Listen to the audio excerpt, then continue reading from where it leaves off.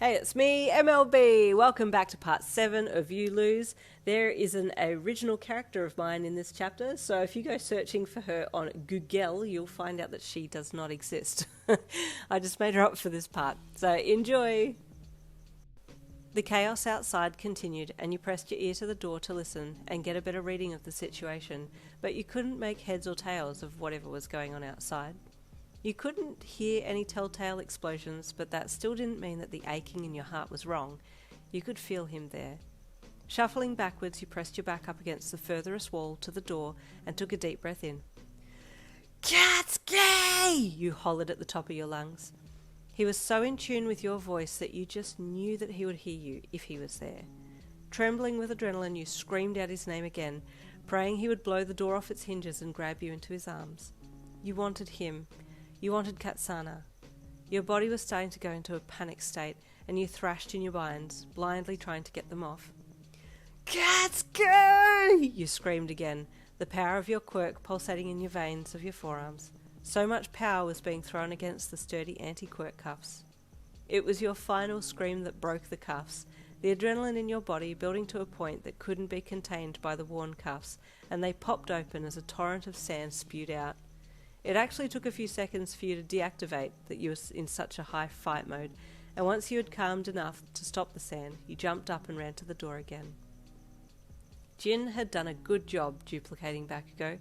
He had made 4 clones and stationed them at the 4 corners of the building where you were being held, and then at the last minute, all 4 of them called for the cowards inside to show themselves.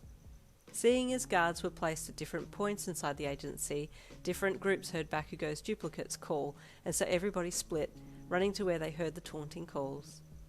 Being unaware that Bakugou had teamed up with the member of the League, none of them suspected that he had been duplicated, so once the guards were all occupied, the real Bakugou, in black clothing, something similar to Spider-Man's suit, ninjaed his way into the building through a manhole in the roof. The authorities knew Bakugou, and they knew about his ego and dramatic entrances, so were completely drawn in by the taunts and mocking of the clones, not suspecting Bakugou to go incognito to get you out. It was while Bakugou was in the hall that he heard your scream and made a direct line to you, being wary that wherever you were being held might be guarded, but it wasn't. Unfortunately, cameras were lining the hallway though. Sand had trickled out from under the door, so your man knew where you were, and as soon as he got to the door he pounded on it with his fist. Get back! You heard him shout from beyond the door, and you jumped back, just in time to avoid being caught up in the explosion and sandstorm that immediately followed. Before the sand could settle, he had jumped through the door and grabbed you in a hug, and your lips met in a hungry and panicked kiss. Katsana! You whimpered once you'd broken from the kiss. He grabbed your hand and pulled you into him, and then dragged you out the door. Searching every goddamn room in this agency till we find her, he growled. Wait, you said, a sudden clarity coming to mind. She'll be on the top floor. There's a room there that would be perfect for keeping a baby in. I know this building. Seeing as Bakugou didn't have any other option, he trusted your instincts and led, holding your hand and running in whichever direction you told him to. Security on the cameras were frantically calling for backup when they saw this black-suited villain break you out and tailed you on the cameras to keep your location known. Request backup! Request backup! Vin has escaped with an unknown! One security guard shouted into his small handheld. Came the unmistakable voice of Davo, who had been swept up with the first lot of guards. Yeah, got a bit of a bingle over here. Old mate's got us running like a cat on a tin roof, and... His sentence was momentarily interrupted by a loud explosion before he continued. Yeah, boss wants him caught. We need backup in here, the guard shouted. Yeah, no can do, mate. Gotta go, Davo said as he clipped his walkie-talkie back on his belt and continued to try and detain the clone Bakugou. The guard, swearing profusely, dragged himself to his feet and ran out of the security room to take care of you and this random other on his own. Your mind started racing as you directed Bakugou, running up 2 flights of stairs and arriving outside the door in question.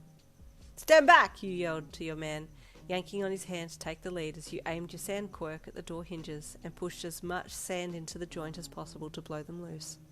As the door fell slightly, you jumped and kicked it in, landing on it as it fell into the room. There was an older lady inside, holding a sleeping Katsana in her arms, and you paused for a second, not knowing what to do.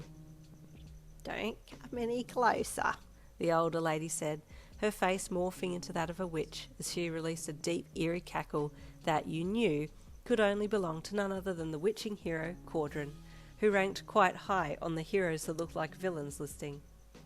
Caudron, give my baby back, you said firmly but calmly, holding one arm up with your palm facing her, a ready stance, should you need to defend yourself. Giving this sweet child over to a villain? Her words cut you deep. She is my flesh and blood, you said, avoiding the other debate about villains. You'll give her back to me. At hearing your voice, little Katsana awoke and cried out, her needy cry awaking the mother bear in you. Bakugou, too, wanted to just jump in there and slam Caudron's head into the floor and snatch Katsana away, but despite his seemingly haphazard ways, he was a deliberate and calculated fellow, and knew that this was a delicate situation. While you and your man were being held at bay by your own cautiousness, Caudron called forth her frogs, making them large ones with sticky tongues that likened you to flies. Katsuki! You called to your man to take them on, while you ducked around them and tried to keep Caudron's attention divided. You knew that she needed to focus on the frogs to control them, so making her keep one eye on you too was sure to give you an opening to steal Katsana back. Your little one tried to wriggle out of Caudron's hands, which added an extra distraction, and you made sure that you were in a position that, should she drop Katsana, you'd be able to get over to her on your sand as quickly as possible to save her. Caudron kept moving, keeping a piece of furniture between you and her at all times as she moved backwards around the room until she was close to the back window. Can I take Katsana? Can I get to her without harm? You wondered, sizing up your options. From the dark behind her, on the outside of the window, you saw a shadow of a Bakugou approaching, hurling through the air. Huh? You gasped as the Bakugou outside raised his glowing palm up towards the glass and braced to release the explosion. Don't kill me, I'm sorry. Part 8 coming tomorrow. Yes, tomorrow. The next 3 parts will be daily from now on. Bye!